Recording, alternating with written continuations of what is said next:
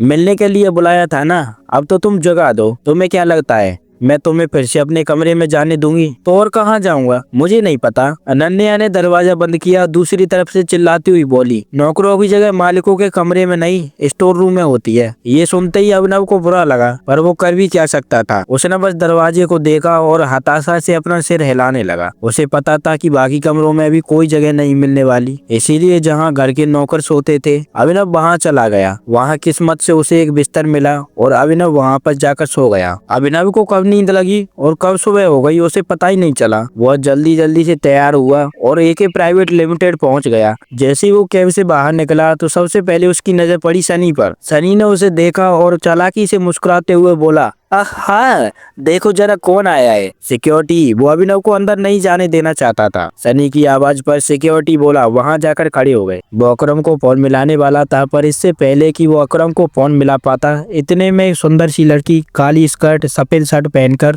उसकी तरफ चली आ रही थी। उसने आते ही सिक्योरिटी वालों से कहा, तुम जा सकते हो, ये मेरे साथ है। इतना कहकर उसने अभिनव की तरफ देखा। यह देख सनी के होश उड़ गए। उस दिन पार्टी में और अब यहाँ भी अभिनव ने सनी को गलत साबित कर दिया। इससे पहले कि वो कुछ कह पाता, अकरम की सेक्रेटरी जेनी ने उसे शांत रहने का इशारा दिया था। अभिनव को सनी के चेहरे पर छाया हुआ मातम देखकर काफी खुशी हो रही थी। वो मुस्कुराया और जेनी के साथ निकल गया। आपको अकरम ने बताया कि मैं यहाँ क्यों आया हूँ? यह सुनते ही जेनी के कान खड़े हो गए। अभिनव जैसा आदमी जो यहाँ नौकरी के लिए आया था, वो अकरम को अकरम कहकर बुला रहा था। जेनी ने सवाल का कोई जवाब नहीं दिया। उसने अपने ऑफिस का दरवाजा खोला और अंदर चली गई। अभिनव भी उसके पीछे पीछे अंदर चला गया और बोला, तुमने मेरे सवाल का जवाब नहीं दिया, सॉरी। जेनी ने कहा। जेनी ने जिस तरह सॉरी कहा, अभिनव को समझ आ गया था कि वो उसे पसंद नहीं करती थी। जेनी ने इतने में अपनी टेबल पर रखा पेपर उठाया और अभिनव की तरफ बढ़ा दिया। अभिनव पेपर को पढ़ने लगा। उस पर सारी नौकरियों के नाम लिखे हुए थे जो अभिनव कर सकता था। उसने लिस्ट पर ध्यान लगाया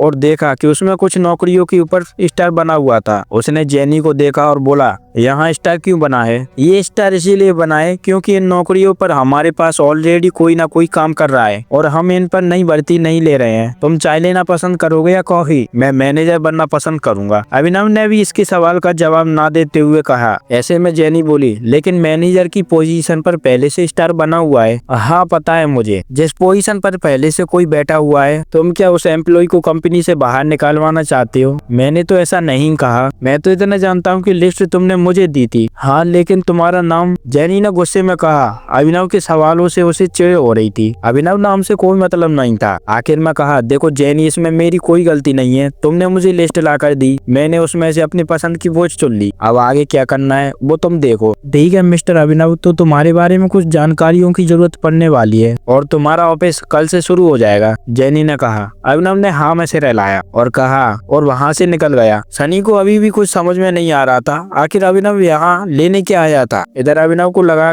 कल से नौकरी पर जाने के लिए उसे नए कपड़ों की जरूरत पड़ने वाली है। कपड़ों के साथ साथ उसे अपना फोन भी बदलने की जरूरत है। अकरम का दिया हुआ चेक उसकी जेब में ही रखा हुआ था। अभिनव अपनी चेक से पैसे निकालने के लिए बैंक चला गया। तभी उसकी नजर प्रणव से मिली। प्रणव उन लोगों में से था जो अभिनव की गरीबी का मजाक उड़ाया करता था। जैसे उसने अभिनव को बैंक के अंदर आते हुए देखा तो बोला, हाँ देखो कौन आया है। प्रणव खुद बैंकर था, जो अरबपति तो नहीं लेकिन उसके पास अच्छी खासी दौलत थी। वो दिखने में भी स्मार्ट था। वो अभिनव को इसीलिए जानता था क्योंकि अभिनव अक्सर इस बैंक में डिलीवरी के काम से आया करता था। हालांकि दिखने में अभिनव के आगे कुछ नहीं था, लेकिन उसमें और अभिनव में एक ही फर्क था, गरीबी का। हेलो, मुझे थोड़े से पैसे निकालने हैं, अभिनव ने कहा और प्रणव को चेक दिखाने लगा। प्रणव ने बिना चेक देके कहा, चेक से तुम्हें पता है ना, चेक से सिर्फ बड़ी रकम निकाली जा सकती है। मेरा अमाउंट बड़ा है, यहाँ काउंटर पर नहीं निकल पाएगा, इसीलिए मैं मैनेजर से मिलना चाहता हूँ। ये सुनते ही प्रणव जोर जोर से हंसने लगा और बोला, तुम्हें उसकी जरूरत नहीं पड़ेगी, मुझे अपना चेक दिखाओ। अभिनव ने गुस्से में प्रणव को अपना चेक दिखाया।